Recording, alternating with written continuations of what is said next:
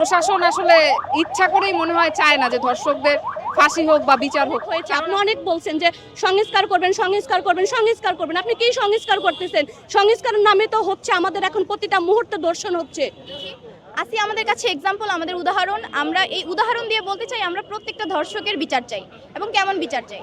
আমাদের আজকের অবস্থান কর্মসূচি হচ্ছে নারী নিপীড়নের বিরুদ্ধে। এই যে বাংলাদেশে এত সকাল বিকেল সব সময় দেখবেন প্রতিনিয়ত ধর্ষণ হচ্ছে, এর বিরুদ্ধে আমরা মানববন্ধন পালন করছি। বিচার বহির্ভূত যেসব কাজ হচ্ছে প্রশাসনের সেই রকম কোনো সজাগ দৃষ্টি নেই এবং প্রশাসন আসলে ইচ্ছা করেই মনে হয় চায় না যে ধর্ষকদের ফাঁসি হোক বা বিচার হোক। কারণ আপনি দেখবেন বিগত বছরগুলোতেও সবসময় ধর্ষকদের এইভাবেই বাঁচিয়ে দেওয়া হয়েছে। তারা যায় ঠিকই, কিন্তু জামিন নিয়ে আবার বের হয়ে আসে, এই একই কাজ আবারও করে। এর জন্যই আসলে বাংলাদেশে এরকম বিচার বহির্ভূত অনেক কাজ হচ্ছে। কারণ 8 বছরের একটা ছোট বাচ্চা মেয়ে আসিয়া, ওর তো কোনো দোষ নেই, ও তো এখনো যৌবনেই পা দেয় নাই, ঠিক আছে, ও একদম বাচ্চা একটা শিশু, ওর সাথেই এইরকম একটা নির্মম একটা কাজ হলো। আমরা এর জঘন্যতম যত দ্রুত হোক এর বিচার চাই এবং ফাঁসি চাইছে। আর নির্বাচিত কোনো সরকার নেই, আমরা চাই নির্বাচিত কোনো একটা সরকার আসুক এবং তার মাধ্যমে বিচার ব্যবস্থা আরো দ্রুত এগিয়ে যাবে।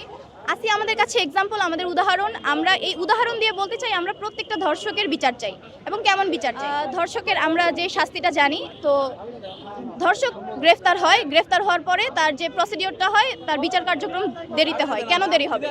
সে 7 দিনের মধ্যে অ্যারেস্ট হবে, তার বিচার কার্যক্রম 14, 15, 21 দিনের মধ্যে তার বিচার কার্যক্রম রায় হয়ে যাবে। আমরা সেটা দৃষ্টান্তমূলকভাবে দেখতে পারবো, কিন্তু আমরা সেটা অনেক দিন হয়ে যায় আমরা দেখতে পারি না। এটাই আমাদের প্রশ্ন যে কেন আমরা দেখতে পারি না, এবং এর জন্য আমরা খুব শীঘ্রই দেখতে পারি। এবং আমাদের যে বর্তমানে যে এই যে মব সৃষ্টি হলো, যে রেপ বেড়ে যাচ্ছে, তো এই রেপ যেন কমে যায়।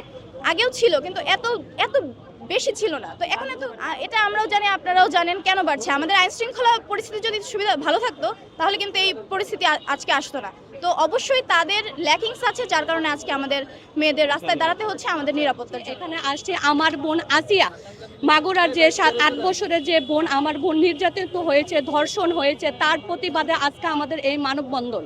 আইন শৃঙ্খলা বাহিনীর উন্নত ঘটতেছে কারণ তো একটাই, কারণ এই 17 বছরে যে আওয়ামী লীগের স্বৈরাচারী শেখ হাসিনার আঁচলের নিচে তারা ছিল, তারা চাচ্ছে না দেশকে আবার শান্তিতে ফিরে আসুক। তাদের একদম আমি বলবো আইন শৃঙ্খলা বাহিনীদের ভাইদেরকে বলবো আপনাদের অবহেলার কারণে এগুলো হচ্ছে।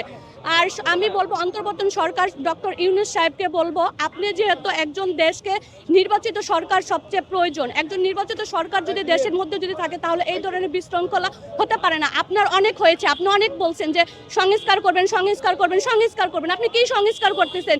সংস্কারের নামে তো হচ্ছে আমাদের এখন প্রতিটা মুহূর্তে দর্শন হচ্ছে।